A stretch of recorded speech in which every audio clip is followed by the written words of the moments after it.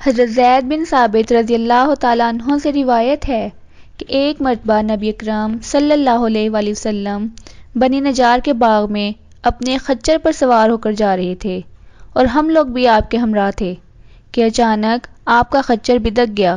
چنانچہ ہمیں خطرہ محسوس ہوا کہ کہیں وہ آپ صلی اللہ علیہ وآلہ وسلم کو گرا نہ دے۔ وہاں 4، 5 یا 6 قبریں تھیں۔ نبی اکرم صلی اللہ علیہ وآلہ وسلم نے فرمایا، کیا تم میں سے کوئی جانتا ہے کہ یہ کس کی قبر ہے؟ ایک شخص نے جواب دیا، جی ہاں مجھے معلوم ہے۔ رسول اللہ صلی اللہ علیہ وآلہ وسلم نے فرمایا، وہ کب فوت ہوا ہے؟ اس آدمی نے عرض کیا کہ ان کی موت حالت شرک میں ہوئی ہے۔ پس آپ صلی اللہ علیہ وآلہ وسلم نے فرمایا کہ یہ لوگ عذاب قبر میں مبتلا ہیں۔ پھر فرمایا، اگر تم اظہار نہ کرتے تو میں اللہ تعالیٰ سے دعا کرتا کہ جس طرح عذاب قبر کو میں سن رہا ہوں تمہیں بھی سنا دے۔ پھر آپ صلی اللہ علیہ وآلہ وسلم نے چہرہ انور کو ہماری طرف پھیرا اور فرمایا کہ اللہ تعالیٰ سے عذاب قبر سے پناہ مانگو۔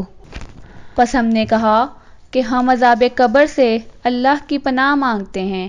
پس آپ صلی اللہ علیہ وآلہ وسلم نے فرمایا، جہنم کے عذاب سے اللہ کی پناہ مانگو۔ پس ہم نے کہا، ہم عذاب جہنم سے اللہ کی پناہ مانگتے ہیں۔ پھر آپ صلی اللہ علیہ وآلہ وسلم نے فرمایا، ظاہری و باطنی فتنوں سے اللہ کی پناہ مانگو۔ پس ہم نے کہا، ہم ظاہری و باطنی فتنوں سے اللہ کی پناہ مانگتے ہیں۔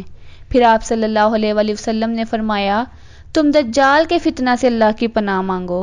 پس ہم نے کہا کہ ہم دجال کے فتنے سے اللہ کی پناہ مانگتے ہیں۔